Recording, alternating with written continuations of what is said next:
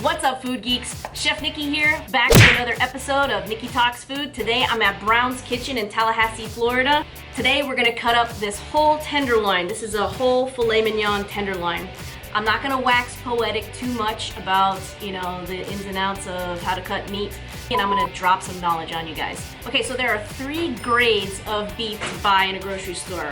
One is prime, which is the top tier. Then there's choice, and then there's select. Most grocery store steaks are select grade. This one is choice. I always try and get choice because they tend to have a lot more of the muscle, and they're just a nicer cut. Prime is the very, very top. With prime, you're gonna have a lot of marbleization, so that has like a little bit of the fat marbled in to the actual muscle. Also, you can buy these a couple different ways. This one is, it's just a straight up tenderloin, but you can get it what's called pismo, peeled side muscle off. And what that would be is all of this silver skin and fat would be completely removed and clean, and it would have, you distracted me. So it would be, the muscle would be completely clean, and the side muscle, the chain, would be off. So, all right, we're gonna cut this guy up. Our first task is just to clean it up. And believe it or not, by cutting your own meat, you save a lot of money. There's a lot of times I walk by meat in the grocery store and steaks in the grocery store, and I say, oh my God, those steaks are not properly cut and they cost so much money. So we're using our boning knife just to get that side muscle off. And the fillet is gonna tell you where to cut it. So right now we're gonna take the side muscle off. And this thing just basically peels away. You can see some like fat in between. That's exactly where we need to cut the side muscle off, the chain. This is called the chain.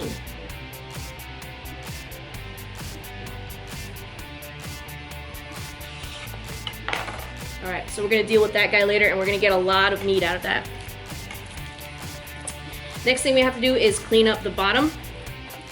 And so we're just gonna kind of cut these scraps off. And these scraps are really good if you're making sauces, because they tend to have a little bit of collagen inside them. So if you're making beef stock, you can just drop them right in. The next thing we're gonna do is we're gonna take the head off. So there is, this cut right here is called the Chateaubriand. So you can get this whole piece in one piece from your butcher, and it's usually roasted. But we're gonna cut that head off, and we're gonna actually make another whole steak out of it.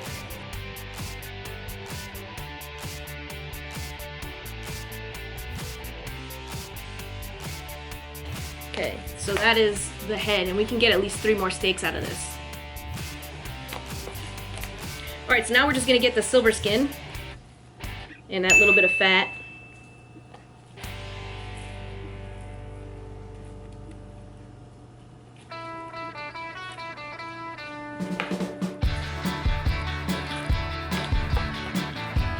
And with the silver skin, we just use the tip of our knife, just go underneath the silver skin, like that. Slice away, and then we want to face the blade towards the silver skin so that we don't cut a lot of the meat off.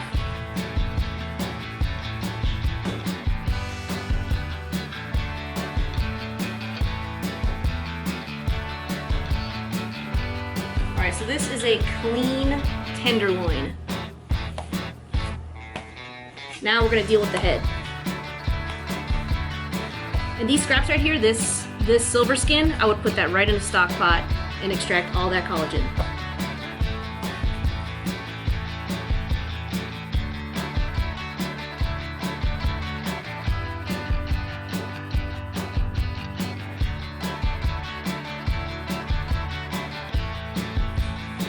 And there's our head. And now this part is the chain. This is the side muscle.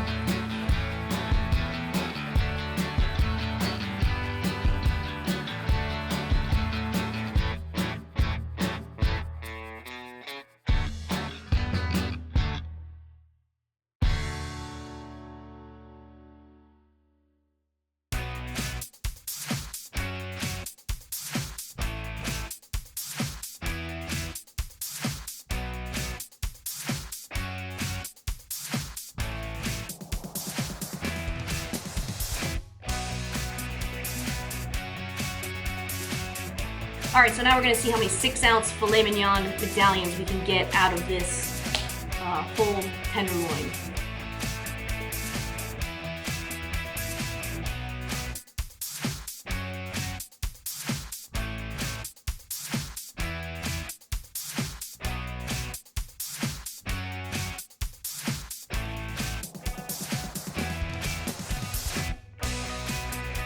Okay, so we got 10 steaks out of this whole tenderloin, and we got enough meat to make probably 3 or 4 portions of something like beef stroganoff or something like that.